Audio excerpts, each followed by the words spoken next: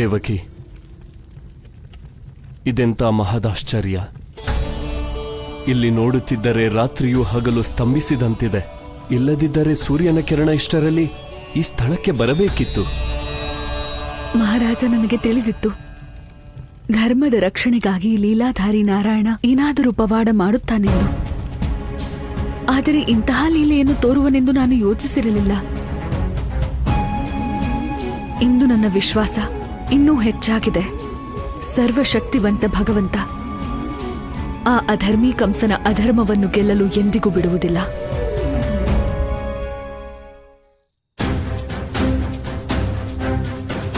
ನಂದರಾಣಿ, ಆ ಭಗವಂತನ ಮಾಯೆ ನೋಡಿದ್ರ? ಸ್ವಲ್ಪ ಹೊತ್ತಿನ ಮುಂಚೆ ಬೆಳಗಾಗಿತ್ತು, ಇವಾಗ ಮತ್ತೆ ರಾತ್ರಿ ಆಗೋಯ್ತಲ್ಲ, ಹೇಗೆ? ನಂದರಾಣಿ, ಇದ್ಯಾವುದು ಕೆಟ್ಟ ಸೂಚನೆ ಅಲ್ಲ ತಾನೆ? ಗೊತ್ತಿಲ್ಲ ಬಲರಾಮ ಕೃಷ್ಣ ಹೇಗಿದ್ದಾರೋ ಏನೋ. ಹೇ ಪ್ರಭು, ನನಗೆ ಈ ನಿನ್ನ ಲೀಲೆ ಅರ್ಥ ಆಗ್ತಿಲ್ಲ. ಆದರೆ ಪ್ರಭು, ನೀನು ಬೆಳಗಾಗಿಸು, ಇಲ್ಲ ಕತ್ಲಾಕ್ಸು, ಅವರನ್ನ ರಕ್ಷಿಸು.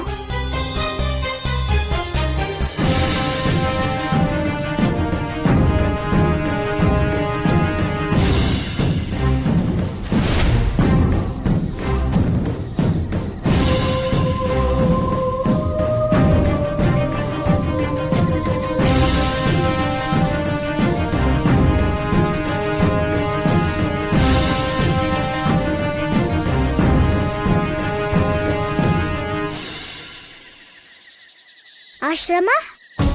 ಇದು ಅದೇ ಆಶ್ರಮ ಇರ್ಬೇಕು. ಇದ್ರ ಬಗ್ಗೆನೇ ಅಲ್ವಾ ಕ್ರೂರ ಮಾವ ನನ್ ಜೊತೆ ಮಾತಾಡಿದ್ದು.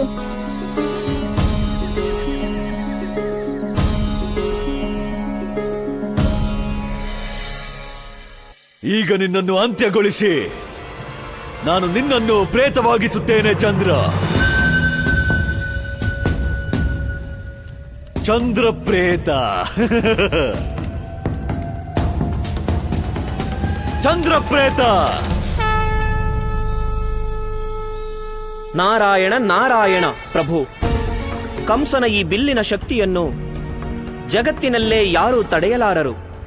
ಈಗ ಕಂಸ ಚಂದ್ರನ ಮೇಲೆ ತನ್ನ ಶಕ್ತಿಯಿಂದ ಪ್ರಹಾರ ಮಾಡಿದರೆ ಈ ಜಗತ್ತಿನಲ್ಲಿ ಚಂದ್ರಲೋಕವೇ ಶಾಶ್ವತವಾಗಿ ಸಮಾಪ್ತಿಯಾಗುತ್ತದೆ. ಪ್ರಭು, ಏನಾದರೂ ಮಾಡಿ ಪ್ರಭು, ಏನಾದರೂ ಮಾಡಿ.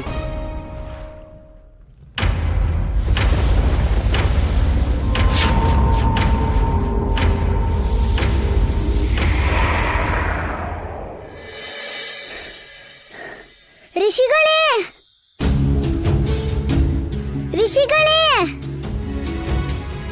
ಋಷಿಗಳೇ, ನನಗೆ ಸಹಾಯ ಮಾಡಿ ಋಷಿಗಳೇ.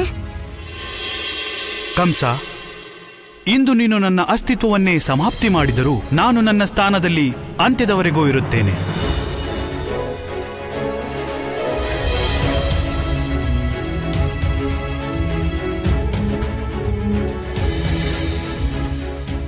ಏಕೆಂದರೆ ಇಂದು ನನ್ನ ಪ್ರಭುವಿನ ವಿರಾಟ ರೂಪದ ದರ್ಶನವಾಗಿ ನನ್ನ ಜೀವನ ಧನ್ಯವಾಗಿದೆ. ಈಗ ನನ್ನ ಜೀವದ ಮೇಲೆ ಮೋಹವೂ ಇಲ್ಲ, ಸಾವಿನ ಭಯವೂ ಇಲ್ಲ.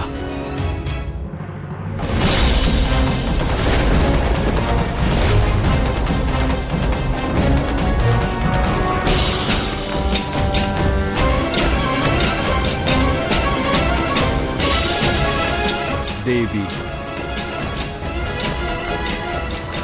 ಪ್ರಭು,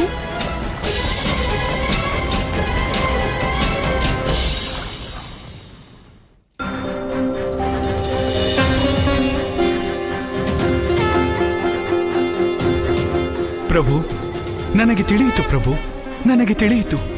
ಈಗ ನಾನು ಅಸ್ತನಾಗಬೇಕು. ಅಪ್ಪಣೆ ಮಾಡಿ ಪ್ರಭು.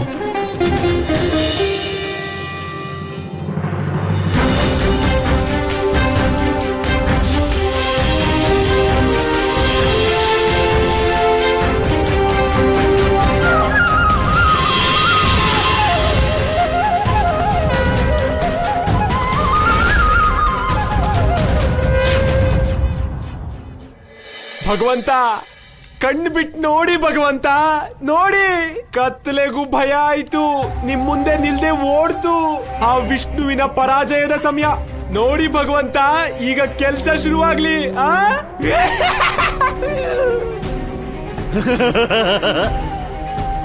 ಭಯಭೀತನಾಗಿ ಓಡಿದೆಯಾ? ಏನಾಯಿತು ವಿಷ್ಣು? ಇಷ್ಟಕ್ಕೆ ಹೆದರಿ ಬಿಟ್ಟೆಯಾ? ನೀನು ನಿನ್ನನ್ನು ಜಗತ್ಪಾಲಕನೆನ್ನುವೆಯಲ್ಲ, ಸತ್ಯ ಹೇಳು. ಭಯವಾಯಿತಲ್ಲವೇ? ಹೆದರಿದೆಯಾ? ನಿನಗೆ ವಿಶ್ವಾಸ ಮೂಡಿತೆ ವಿಷ್ಣು? ಭಗವಂತ ಕಂಸನ ಶಕ್ತಿಯನ್ನು ನೀನು ಎದುರಿಸಲಾರೆ.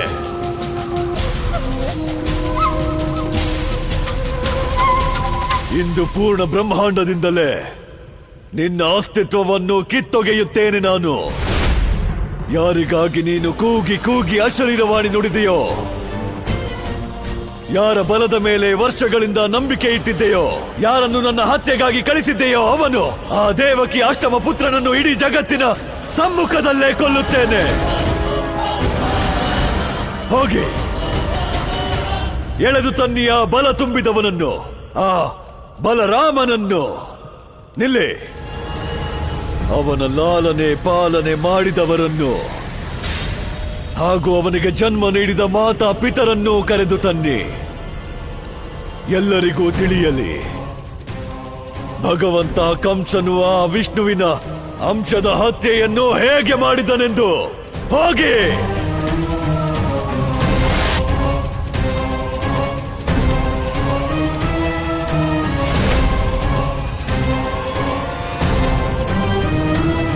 ನಾರಾಯಣ ನಾರಾಯಣ, ಇದೇನು ಮಾಡಿಬಿಟ್ಟಿರಿ ಪ್ರಭು?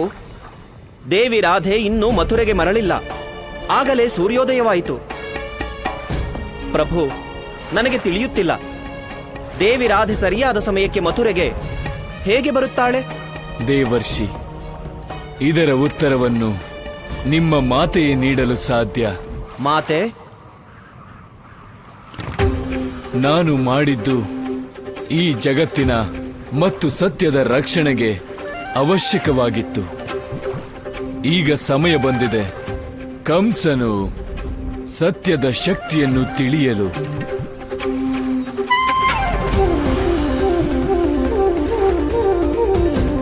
ನಾರಾಯಣ ನಾರಾಯಣ. ಪ್ರಭು, ನಿಮ್ಮ ಲೀಲೆ ನಿಮಗೇ ಅರ್ಥವಾಗುತ್ತದೆ. ಹೇ ಅಣ್ಣ, ನಿಮ್ದೆಲ್ಲ ಬೆಳಗಾದ್ರೂ ಇನ್ನೂ ಮುಗ್ದಿಲ್ವಾ ಈ ಮಂತ್ರಿ ಮಂಡಲದ ಚಿಂತನೆ? ಬಾ. ಎಲ್ಲಿಗೆ?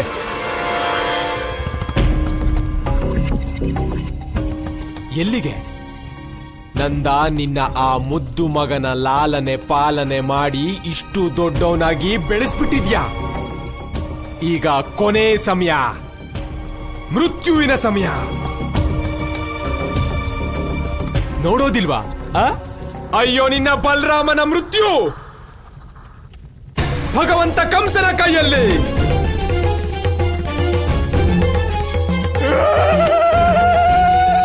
ಯಾವ ಮುಂಜಾನೆಗಾಗಿ ಇಷ್ಟು ವರ್ಷ ಕಾಯ್ತಿದ್ರೋ ಅದೀಗ ಬಂದಿದೆ. ಇವತ್ತು ನಿಮ್ಮ 8ನೇ ಸಂತಾನದ ಹತ್ಯೆ ನಿಮ್ಮ ಕಣ್ಣು ಮುಂದೆನೆ ಆಗುತ್ತೆ.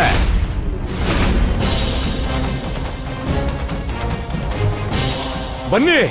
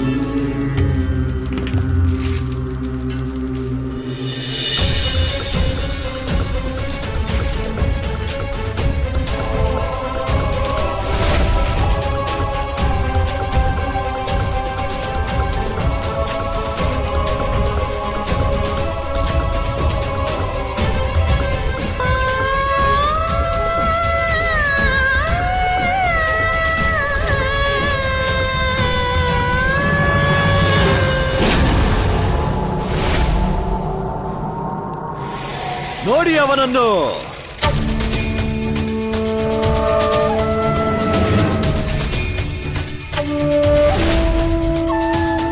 ಇವನೇ ಆ ಬಾಲಕ.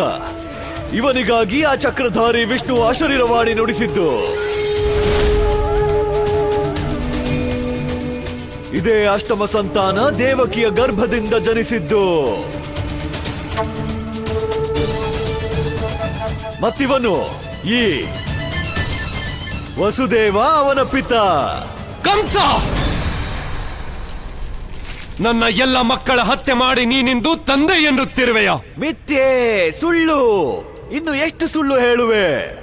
ನೀನು ಮಾತ್ರವಲ್ಲ, ನಿನ್ನ ಈ ಮಿತ್ರ ನಂದನು ನಿನ್ನ ಈ ಅಷ್ಟಮ ಸಂತಾನಕ್ಕಾಗಿ ನನಗೆ ಸಾಕಷ್ಟು ಸುಳ್ಳು ಹೇಳಿದ್ದಾನೆ. ಆ ಬಲದ ಧಾಮನನ್ನು ಉಪನಂದನ ಪುತ್ರನೆಂದು ಬಿಟ್ಟ ಇವನು.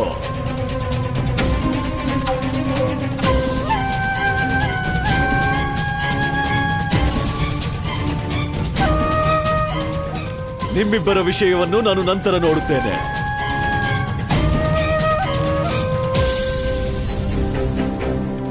ಮೊದಲು ವಿಷ್ಣುವಿನ ಈ ಅಂಶವನ್ನು ಅಂತ್ಯಗೊಳಿಸುತ್ತೇನೆ.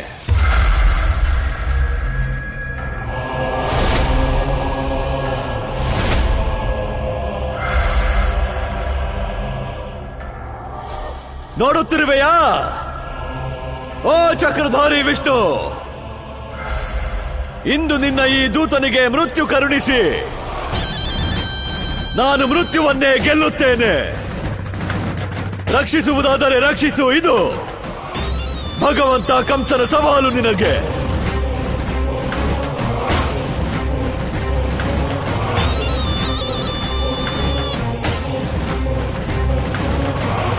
ಅಳಿಯ, ಜನ್ಮದ ಸಮಯದಲ್ಲಿ ನೀನು ನನ್ನನ್ನು ಬಿಟ್ಟು ಓಡಿ ಹೋಗಿದ್ದೆ ಅಲ್ಲವೇ ವಸುದೇವ? ಆದರೆ ಈಗ ಎಲ್ಲಿಗೆ ಓಡುವೆ? ಹೇಗೆ ಓಡುವೆ?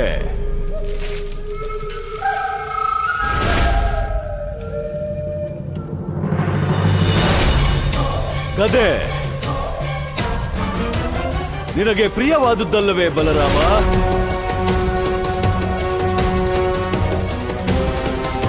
ಈಗ ನಿನ್ನ ಇದೇ ಪ್ರೀತಿಯ ಶಸ್ತ್ರದಿಂದ ನಾನು ನಿನ್ನ ಹತ್ಯೆ ಮಾಡುತ್ತೇನೆ. ಮಹಾರಾಜ ಕಂಸ, ನಿಮ್ಗೆ ಧೈರ್ಯ ಇದ್ರೆ ನನ್ನನ್ನ ಒಂದ್ಸರಿ ಬಿಟ್ಟು ನೋಡಿ.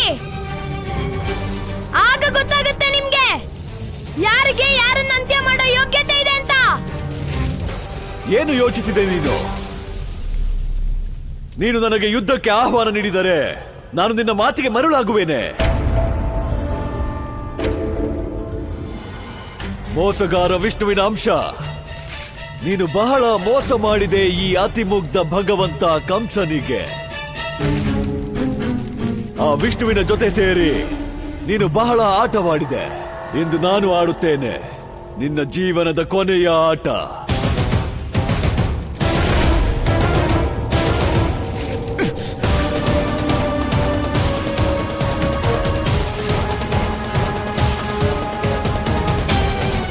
ಬಿಟ್ಟು ಬಿಡು ಅವನನ್ನು ಪಾಪಿ ಕಂಸ, ಈ ಬಾಲಕ ನಿರ್ದೋಷಿ. ನಿಲ್ಲು ಕಂಸ, ಇಂತಹ ಅನರ್ಥ ಮಾಡಬೇಡ. ಇದಕ್ಕೆ ಪ್ರಾಯಶ್ಚಿತ್ತವೇ ಇಲ್ಲ. ಮಹಾರಾಜ, ಮಹಾರಾಜ, ಇಂಥ ಅನ್ಯಾಯ ಮಾಡಬೇಡಿ. ಬಿಟ್ ನೋಡ್ ನನ್ನ. ಸಾಧ್ಯವಾದ್ರೆ ನನ್ನ ಜೊತೆ ಯುದ್ಧ ಮಾಡಿ ನೋಡು.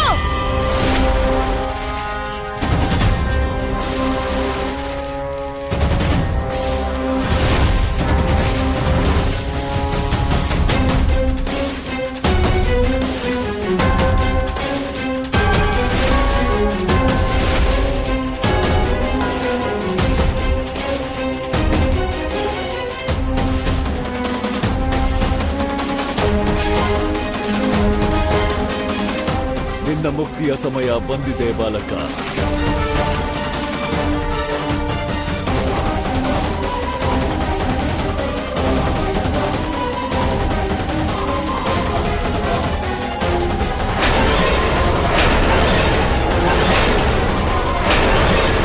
ನಿಲ್ಲು ಕಂಸ.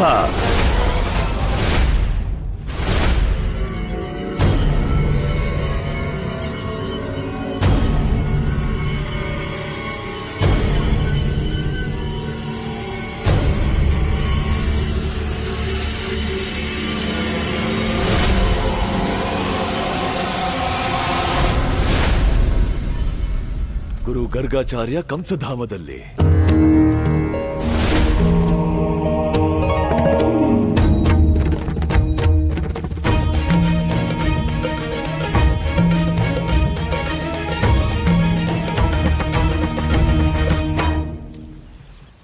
ನಾರಾಯಣ ನಾರಾಯಣ, ನನಗೆ ಅರ್ಥವಾಯಿತು ಪ್ರಭು. ದೇವಿ ರಾಧೆ ಇಂತಹ ದುರ್ಗಮ ಕೆಲಸವನ್ನು ಗರ್ಗಾಚಾರ್ಯರನ್ನು ಮಥುರೆಗೆ ಕರೆತರಲೆಂದೇ ಮಾಡಿದ್ದು. ಆದರೆ ಪ್ರಭು, ನನಗೆ ಅರ್ಥವಾಗುತ್ತಿಲ್ಲ. ಕಂಸನಿರುವ ಮನಸ್ಥಿತಿಯಲ್ಲಿ ಅವನು ಯಾವ ಮಾತೂ ಕೇಳುವುದಿಲ್ಲ. ಯಾರಾದರೂ ತಿಳಿಸಿ ಹೇಳಿದರೂ ಅರ್ಥ ಮಾಡಿಕೊಳ್ಳುವುದಿಲ್ಲ. ಪ್ರಭು, ಗುರು ಗರ್ಗಾಚಾರ್ಯರು ಇಲ್ಲಿ ಬಂದು ಏನು ತಾನೇ ಲಾಭ?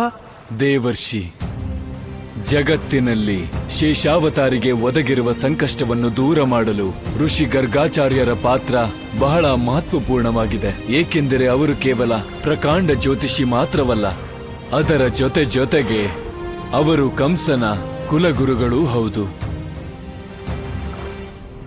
ಆದರೆ ಪ್ರಭು, ಅಧರ್ಮಿ ಕಂಸ ತನ್ನ ಗುರುವಿನ ಮಾತು ಕೇಳುತ್ತಾನೆಯೇ?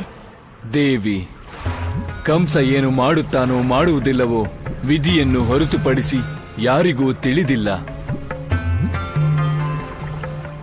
ಆದರೆ ಕಂಸನ ಮುಂದೆ ಸತ್ಯ ಮತ್ತು ನಿಜ ತತ್ವಗಳು ಬರುವುದು ಅತ್ಯವಶ್ಯಕ. ಈ ಕೆಲಸವನ್ನು ಕೇವಲ ಋಷಿ ಗರ್ಗಾಚಾರ್ಯರೇ ಮಾಡಬಲ್ಲರು.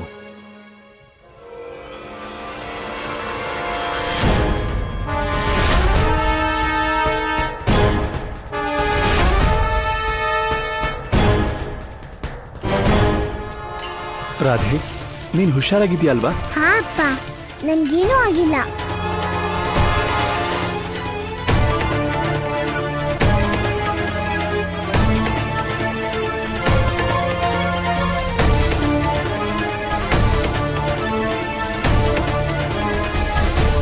ಗುರುದೇವ ಗರ್ಗಾಚಾರ್ಯ, ಕಂಸನಗರಿಗೆ ನಿಮಗೆ ಸ್ವಾಗತ. ಅತಿ ಶುಭ ಸಮಯಕ್ಕೆ ನೀವು ಕಂಸ ಮಹಲಿಗೆ ಬಂದಿದ್ದೀರಿ. ಈ ಬಾಲಕನ ಮೃತ್ಯುವಾದ ಮೇಲೆ ಇವನ ಅಂತಿಮ ಸಂಸ್ಕಾರವನ್ನು ನಾನು ನಿಮ್ಮಿಂದ ಮಾಡಿಸುತ್ತೇನೆ. ನನಗೆ ಅನ್ನಿಸುತ್ತಿದೆ ಗುರುದೇವ, ಮಥುರೆಗೆ ತಮ್ಮ ಶುಭಾಗಮನ ನನ್ನ ಪಾಲಿಗೆ ಅತ್ಯಂತ ಶುಭವಾಗಿದೆ. ಋಷಿಗಳು ಎಂದಿಗೂ ಶುಭ ಕಾರ್ಯಗಳನ್ನೇ ಮಾಡುತ್ತಾರೆ ಕಂಸ. ಆದರೆ ನೀನು ಇದೇನು ಅಧರ್ಮ ಮಾಡುತ್ತಿರುವೆ? ಅಧರ್ಮ? ನಾನು?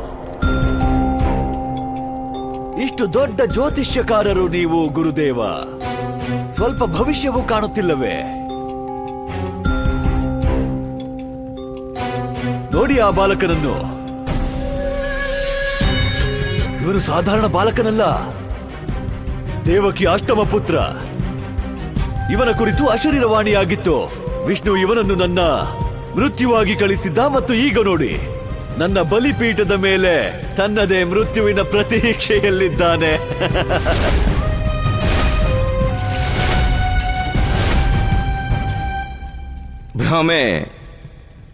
ಭ್ರಮೆ ಕಂಸ, ನೀನು ಇಂದಿಗೂ ಭ್ರಮೆಯಲ್ಲೇ ಇರುವೆ.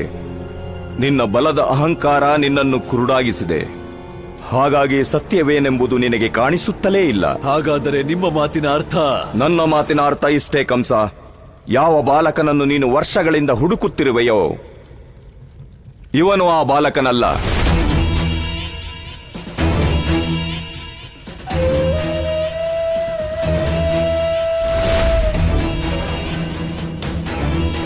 ನೀವು ನನ್ನ ಸಂಕಟ ದೂರ ಮಾಡಲು ಬಂದಿರುವಿರೋ ಅಥವಾ ಆ ಚಕ್ರಧಾರಿ ವಿಷ್ಣುವಿನದೋ? ನನಗೆ ತಿಳಿದಿದೆ ಗುರುದೇವ, ನೀವು ನನ್ನನ್ನು ಭಗವಂತನೆಂದು ಒಪ್ಪಿಕೊಳ್ಳುವುದಿಲ್ಲ. ನನಗೆ ಇದು ತಿಳಿದಿದೆ, ನಿಮ್ಮ ಆರಾಧ್ಯ ದೈವ ಒಬ್ಬನೇ, ಆ ಮೋಸಗಾರ ವಿಷ್ಣು. ಅದರ ನಂತರವೂ ಯದುವಂಶಿಗಳ ಕುಲಗುರುವಾದ ಕಾರಣ ನಾನು ನಿಮ್ಮನ್ನು ಗೌರವಿಸುತ್ತೇನೆ. ಈ ನಿಮ್ಮ ಗೌರವ ಅವಮಾನವಾಗಿ ಬದಲಾಗುವ ಮೊದಲು ನೀವು ಇಲ್ಲಿಂದ ಮರಳಿ ಬಿಡಿ. ಇಲ್ಲದಿದ್ದರೆ ನಂತರ ಏನು ನಡೆಯುವುದೋ ಅದಕ್ಕೆ ನೀವೇ ಹೊಣೆಯಾಗುತ್ತೀರಾ. ಕಂಸ, ನೀನು ಒಪ್ಪಿದರೂ ಬಿಟ್ಟರೂ ನಾನೇ ನಿನ್ನ ಕುಲಗುರು. ಗುರುವಿನ ಕರ್ತವ್ಯ ಒಂದೇ, ತನ್ನ ಶಿಷ್ಯನನ್ನು ಸರಿಯಾದ ಮಾರ್ಗದಲ್ಲಿ ನಡೆಸುವುದು.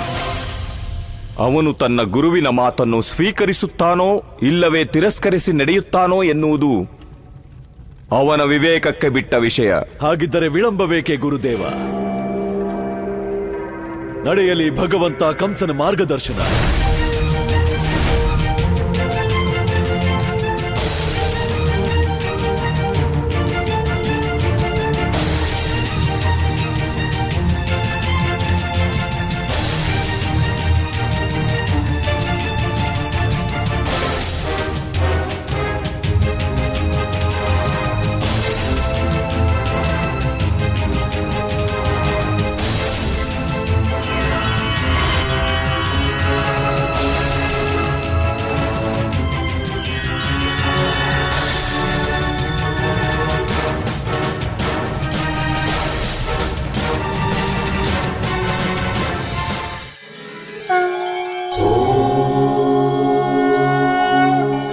ನನ್ನ ಅಣ್ಣನ ಜೀವದ ರಕ್ಷಣೆ ಮಾಡು ದೇವ್ರೆ.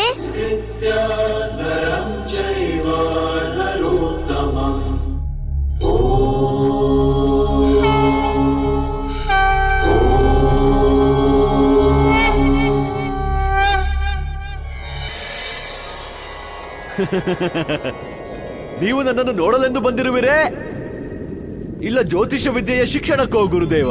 ಕಂಸ, ನಾನು ಕೇವಲ ಇದನ್ನು ತಿಳಿಸಲು ಬಂದೆ.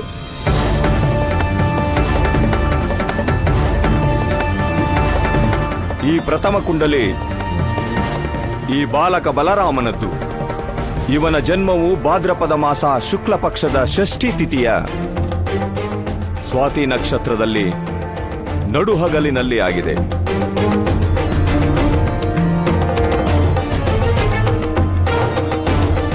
ಮತ್ತು ಈ ಇನ್ನೊಂದು ಕುಂಡಲಿ ಯಾರಿಗಾಗಿ ಅಶರೀರವಾಣಿಯಾಗಿತ್ತೋ ಆ ಬಾಲಕನದ್ದು. ಈ ಕುಂಡಲಿಯ ಪ್ರಕಾರ ಆ ಬಾಲಕನ ಜನ್ಮ ಭಾದ್ರಪದ ಕೃಷ್ಣ ಪಕ್ಷ ಅಷ್ಟಮಿಯ ದಿನ ನಡುರಾತ್ರಿಯ ವೇಳೆ ಆಗಿತ್ತು. ಕಂಸ,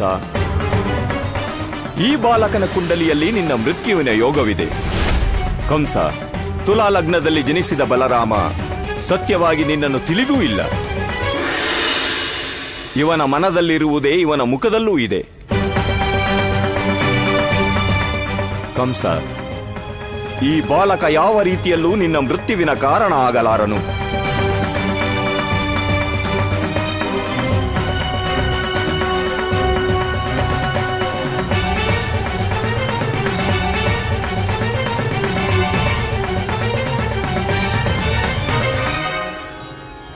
ಷಷ್ಠಿ,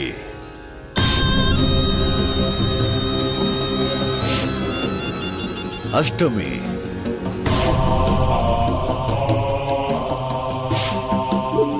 ಶುಕ್ಲ ಪಕ್ಷ,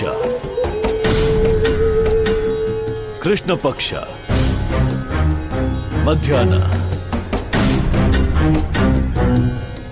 ಮಧ್ಯರಾತ್ರಿ. ಈ ಕುಂಡಲಿಗಳು ಸರಿಯಾಗಿರಬಹುದು, ಆದರೆ ನೀವು ಸತ್ಯ ಹೇಳುತ್ತಿದ್ದೀರಿ ಎನ್ನುವುದಕ್ಕೆ ಏನು ಸಾಕ್ಷಿ ಇದೆ ಗುರುದೇವ? ಕಂಸ, ಜಗತ್ತೇ ಇದಕ್ಕೆ ಸಾಕ್ಷಿಯಾಗಿದೆ. ಈ ಋಷಿ ಗರ್ಗಾಚಾರ್ಯ ಯಾವುದೇ ಸ್ಥಿತಿಯಲ್ಲೂ ಯಾವುದೇ ಕಾರಣಕ್ಕೂ ಎಂದಿಗೂ ಅಸತ್ಯ ನುಡಿಯುವುದಿಲ್ಲ.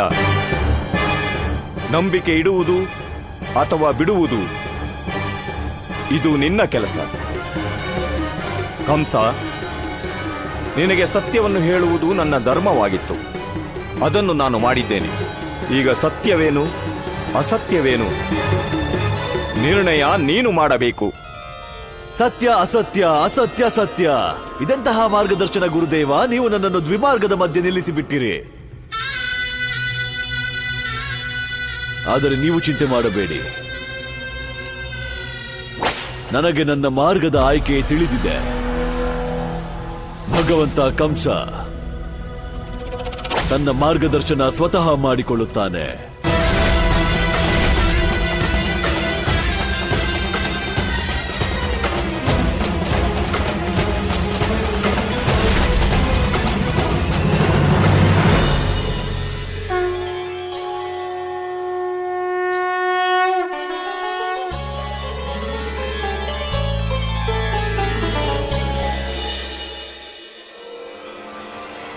ಜ್ಯೋತಿಷ್ಯ ಶಾಸ್ತ್ರದ ಪ್ರಕಾಂಡ ಪಂಡಿತ, ಯದುವಂಶಗಳ ಕುಲಗುರು, ಋಷಿವರ್ಯ ಗರ್ಗಾಚಾರ್ಯ.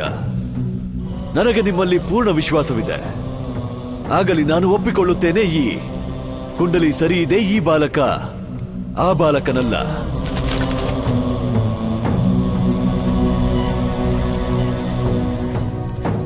ಆದರೆ ಅದರಿಂದ ವ್ಯತ್ಯಾಸವೇನಾಗುತ್ತದೆ? ನಾನು ಪಾಪಿಯೇ ತಾನೇ?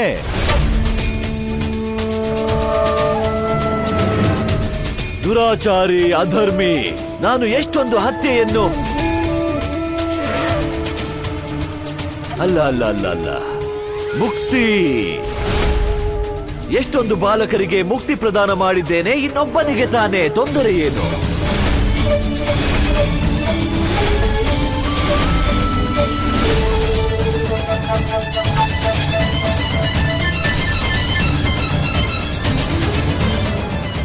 ಪ್ರಭು, ಪಾಪಿ ಕಂಸ ಋಷಿ ಗರ್ಗಾಚಾರ್ಯರು ತಿಳಿ ಹೇಳಿದ ನಂತರವೂ ತನ್ನ ನಿರ್ಣಯವನ್ನೇಕೆ ಬದಲಾಯಿಸಿಲ್ಲ ಪ್ರಭು? ದೇವಿ, ಇದು ಕೇವಲ ಕಂಸನದ್ದಲ್ಲ, ಜೊತೆಗೆ ಈ ಜಗತ್ತಿನ ಪ್ರತಿಯೊಬ್ಬ ಮನುಷ್ಯನ ಸಮಸ್ಯೆ. ಸತ್ಯ ತಿಳಿದ ನಂತರವೂ ಅಹಂಕಾರ ವಶರಾಗಿ ತಮ್ಮ ತಪ್ಪು ನಿರ್ಧಾರಗಳಿಂದ ಹಿಂದೆ ಸರಿಯ ಬಯಸುವುದಿಲ್ಲ. ಆದರೆ ಹಾಗೆ ಮಾಡುವುದರಿಂದ ಅವರ ಅಹಿತವೇ ಆಗುತ್ತದೆ. ಈಗೇನಾಗುತ್ತದೆ ಪ್ರಭು? ಕಂಸ ಹೇಗೆ ನಿರ್ಣಯ ಬದಲಿಸುತ್ತಾನೆ? ದೇವಿ, ಎಲ್ಲಿಯವರೆಗೂ ಮನುಷ್ಯ ಅಹಂಕಾರ ವಶನಾಗಿರುತ್ತಾನೋ ಅಲ್ಲಿಯವರೆಗೂ ಅವನು ತನ್ನ ಅಸತ್ಯವನ್ನು ಕೂಡ ಸತ್ಯವೆಂದೆನ್ನುವ ಪ್ರಯತ್ನ ಮಾಡುತ್ತಿರುತ್ತಾನೆ.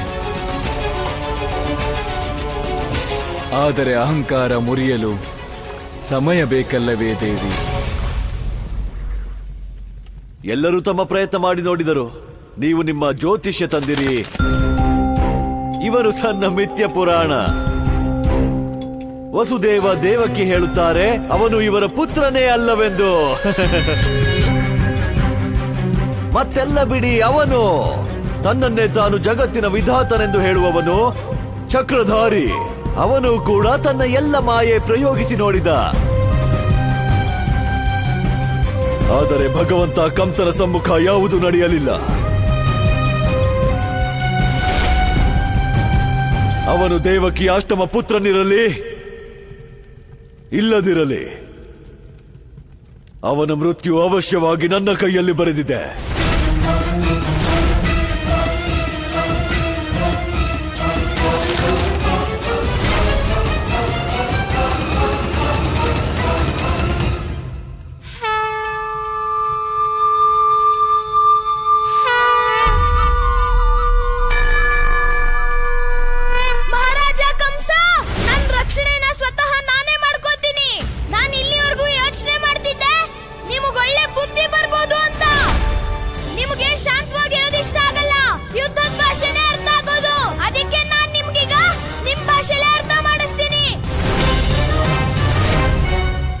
ಪ್ರಭು, ಇದೇನು? ಶೇಷಾವತಾರಿ ಬಲರಾಮ ಅತ್ಯಂತ ಕ್ರೋಧಿತನಾಗಿದ್ದಾನೆ. ದೇವಿ, ನನಗೆ ಯಾವ ವಿಷಯದ ಭಯವಿತ್ತೋ ಅದೇ ಆಯಿತು. ತನ್ನ ಸ್ವಭಾವದಿಂದಲೇ ಕ್ರೋಧಿತ ಶೇಷಾವತಾರನನ್ನು ಈಗ ಶಾಂತಗೊಳಿಸುವುದು ಅಸಂಭವ. ಈಗ ಅವನ ಈ ಕ್ರೋಧ ಕಂಸನ ಅಹಂಕಾರದ ಅಗ್ನಿಯಲ್ಲಿ ತುಪ್ಪದಂತೆ ಕೆಲಸ ಮಾಡುತ್ತದೆ. ಹಾಗಾದಲ್ಲಿ ಅನರ್ಥವಾಗುತ್ತದೆ ಪ್ರಭು. ಏಕೆಂದರೆ ತನಗೆ ಅಸಾಮಾನ್ಯ ಶಕ್ತಿ ಇದ್ದರೂ ಶೇಷಾವತಾರಿ ಬಲರಾಮ ಕಂಸನನ್ನು ಕೊಲ್ಲಲಾಗುವುದಿಲ್ಲ. ಆದರೆ ಕಂಸ ನಿಮ್ಮ ಹೊರತಾಗಿ ಎಲ್ಲರಿಗೂ ಅಹಿತ ಮಾಡಲು ಸಮರ್ಥ. ಬಿಡಿ ಅವನನ್ನು.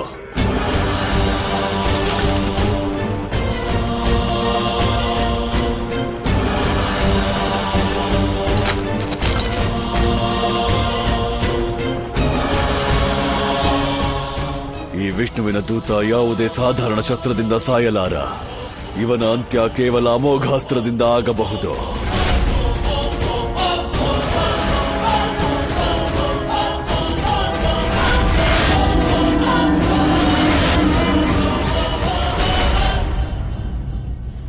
ನಾರಾಯಣ ನಾರಾಯಣ ಪ್ರಭು, ಇದು ಕಂಸನ ಅತ್ಯಂತ ಶಕ್ತಿಶಾಲಿ ಅಮೋಘಾಸ್ತ್ರವಾಗಿದೆ.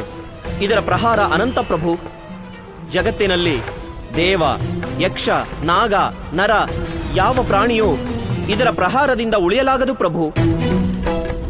ಈಗ ಈ ಅಸ್ತ್ರದ ಬಳಕೆಯಾದರೆ ನಂದಪುತ್ರನ ಲೀಲೆಗಳಿಗೆ ಆಧಾರ ಯಾರಾಗುತ್ತಾರೆ ಪ್ರಭು? ಹಾ ಪ್ರಭು, ಆದಿಶೇಷನು ನಿಮ್ಮ ಸಂಪೂರ್ಣ ಲೀಲೆಗಳ ಆಧಾರ.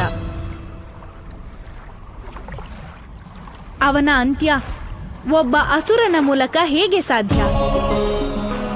ನೀವು ನಿಮ್ಮ ಭಕ್ತನ ಹಿತವನ್ನು ತಡೆಯಲು ಸಾಧ್ಯವಿಲ್ಲವೇ ಪ್ರಭು? ದೇವಿ, ಯಾವ ಪ್ರಕಾರ ರಾಮಾವತಾರದಲ್ಲಿ ಶೇಷಾವತಾರ ಲಕ್ಷ್ಮಣನ ಜೀವದ ರಕ್ಷಣೆಯ ಭಾರ ರಾಮನ ಮೇಲಿತ್ತೋ, ಈಗ ಅದೇ ಪ್ರಕಾರ ಕೃಷ್ಣಾವತಾರದಲ್ಲಿ ಶೇಷಾವತಾರ ಬಲರಾಮನ ಜೀವದ ರಕ್ಷಣೆಯ ಭಾರ ಕೃಷ್ಣನ ಮೇಲಿದೆ.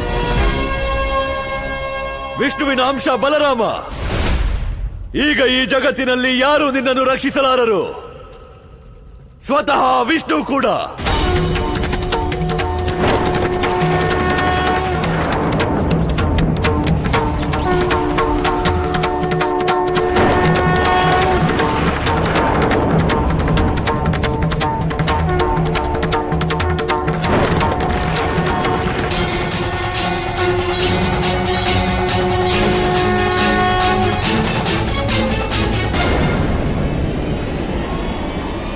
ನಿಲ್ಲು.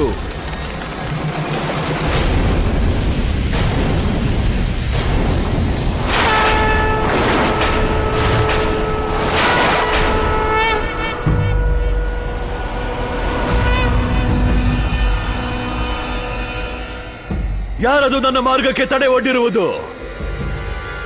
ಯಾರದು ಭಗವಂತ ಕಂಸನಿಗೆ ಆದೇಶ ನೀಡುವವರು? ಧೈರ್ಯವಿದ್ದರೆ ಮುಂದೆ ಬಾ. ಅಹಂ ಸರ್ವತ್ರ ಅಸ್ತಿ ಕಂಸ. ನಾನು ಎಲ್ಲೆಲ್ಲೂ ಇದ್ದೇನೆ ಮತ್ತು ಸದಾ ನಿನ್ನ ಸಮ್ಮುಖದಲ್ಲೂ ಇರುತ್ತೇನೆ.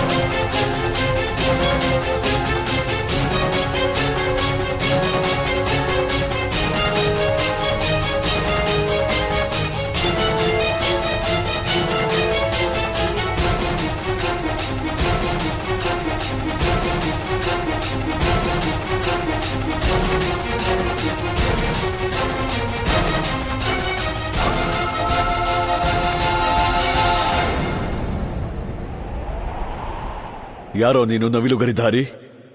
ಯಾರನ್ನು ನೀನು ಕ್ಷಣ ಅನುಕ್ಷಣವೂ ಹುಡುಕುತ್ತಿರುವೆಯೋ ಇಂದು ಅವನನ್ನೇ ಗುರುತಿಸಲಾರೆಯ ಕಂಸ?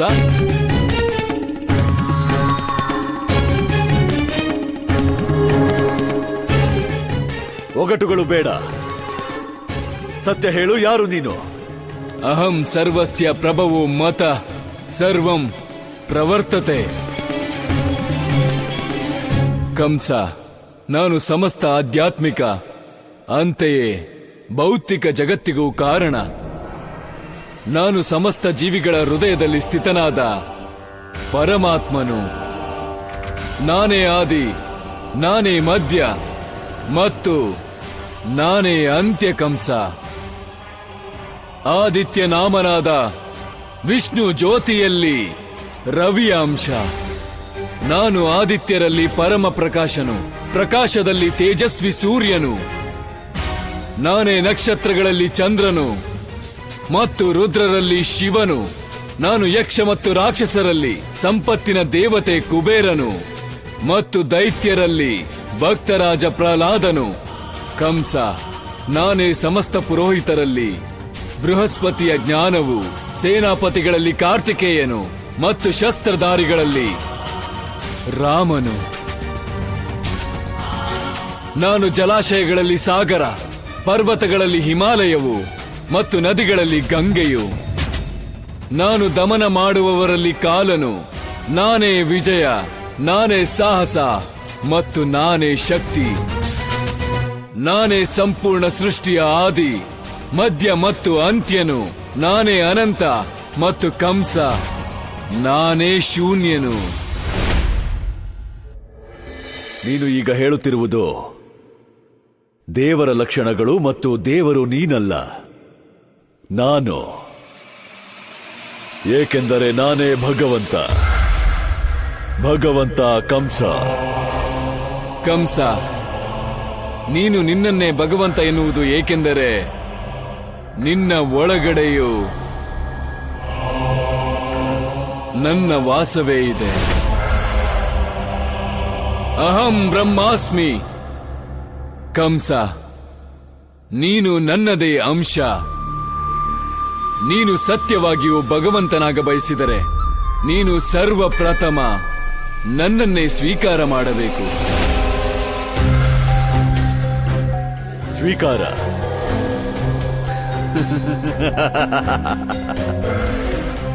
ನಿನ್ನನ್ನು ನಾನು ಸ್ವೀಕರಿಸಬೇಕೆ? ನಿನ್ನ ಭಕ್ತನಾಗಲೇ, ನಿನ್ನ ದಾಸನಾಗಲೇ? ಇದಕ್ಕೂ ಸರಳವಾದ ಒಂದು ಮಾರ್ಗವಿದೆ. ನಾನೇಕೆ ನಿನ್ನ ಅಂತ್ಯ ಮಾಡಬಾರದು? ಅದರ ನಂತರ ಬ್ರಹ್ಮಾಂಡದಲ್ಲಿ ಕೇವಲ ಒಬ್ಬನೇ ಭಗವಂತ ಉಳಿಯುತ್ತಾನೆ, ಮತ್ತು ಅವನು ಭಗವಂತ ಕಂಸ.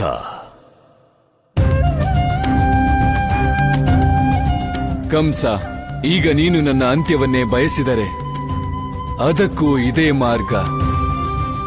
ನನ್ನನ್ನು ಸ್ವೀಕಾರ ಮಾಡು. ನಾನು ನಿನ್ನಲ್ಲೇ ವಿಲೀನನಾಗಿ ಸ್ವಯಂ ಸಮಾಪ್ತನಾಗುತ್ತೇನೆ. ಕಂಸ, ಇದೇ ನನ್ನ ಗೂಢ ರಹಸ್ಯ. ಕೇವಲ ಭಕ್ತಿ ಮಾತ್ರ ನನ್ನನ್ನು ಗೆಲ್ಲಬಹುದು. ಅಸಂಭವ, ಇದು ಸಾಧ್ಯವಿಲ್ಲ. ಕಂಸ, ನಿನ್ನ 4 ದಿಕ್ಕನ್ನ ನೋಡು. ಇಲ್ಲಿ ಏನೇ ಆಗುತ್ತಿದ್ದರೂ, ನೀನು ಏನೇ ಮಾಡುವುದಾದರೂ, ಈ ಜಗತ್ತಿನಲ್ಲಿ ಏನೇ ನಡೆಯುತ್ತಿದ್ದರೂ ಆ ಎಲ್ಲವೂ ನನ್ನ ಲೀಲೆಗಳ ವಿಸ್ತಾರವೇ.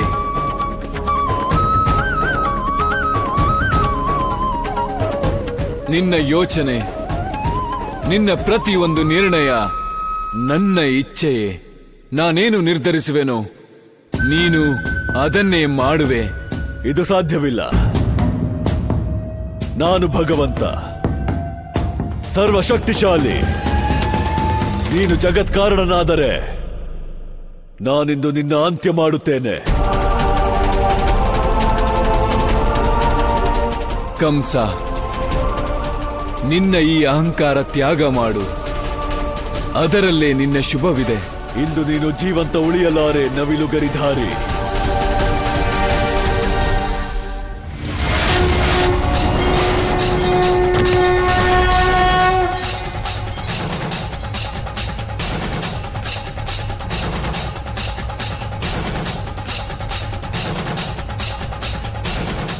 ಇದು ಅವಶ್ಯವಾಗಿ ಚಕ್ರಧಾರಿ ವಿಷ್ಣುವಿನ ಮಾಯೆಯಾಗಿತ್ತು. ಆದರೆ ನಾನು ಆ ಮೋಸಗಾರನ ಯಾವ ಮೋಸವೂ ಸಫಲವಾಗಲು ಬಿಡಲಾರೆ. ನಾರಾಯಣ ನಾರಾಯಣ. ಪ್ರಭು, ಇಂದು ನೀವು ಕೇವಲ ಕಂಸನಿಗೆ ಅವನ ವಿಧಿಯ ಸಾಕ್ಷಾತ್ಕಾರವನ್ನಲ್ಲ, ಜೊತೆಗೆ ಈ ಜಗತ್ತಿಗೆ ಪರಮಾವತಾರಿ ಶ್ರೀಕೃಷ್ಣನೆಂಬ ನಾಮದಿಂದ ಕರೆಯಲ್ಪಡುವ ನಂದಪುತ್ರನ ಆ ವಿರಾಟ್ ರೂಪ ತೋರಿಸಿದಿರಿ. ಪ್ರಭು, ನಿಮ್ಮ ಈ ಅದ್ವೈತ ರೂಪದ ಗೂಢ ರಹಸ್ಯವನ್ನು ಅರಿತುಕೊಳ್ಳಲು ಋಷಿಮುನಿಗಳು ಯುಗ ಯುಗಗಳ ತಪಸ್ಸು ಮಾಡುತ್ತಾರೆ. ಅದು ನಿಮ್ಮ ಕೃಪೆಯಿಂದ ಕಂಸನಿಗೆ ಸಹಜವಾಗಿಯೇ ಪ್ರಾಪ್ತಿಯಾಯಿತು. ಪ್ರಭು, ನನಗೆ ಪೂರ್ಣ ರೂಪದ ವಿಶ್ವಾಸವಿದೆ. ಕಂಸನು ತನ್ನ ಅಧರ್ಮದ ಮಾರ್ಗವನ್ನು ಅವಶ್ಯವಾಗಿ ತ್ಯಜಿಸುತ್ತಾನೆ. ನನಗೆ ಇದರಲ್ಲಿ ಸಂದೇಹವಿದೆ ದೇವರ್ಷಿ.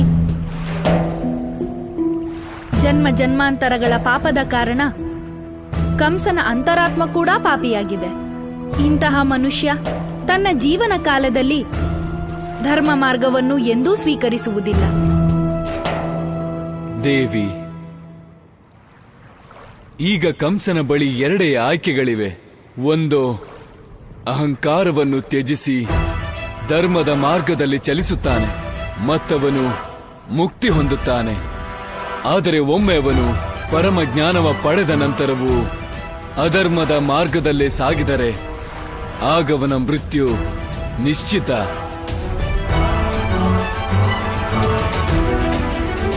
ದೇವಿ, ಈಗ ಕಂಸನೇ ನಿರ್ಣಯ ಮಾಡಬೇಕು. ಅವನು ತನ್ನ ಉದ್ಧಾರ ಬಯಸುವನೋ ಅಥವಾ ಅಂತ್ಯವೋ? ನಿಲ್ಲು ಬಾಲಕ.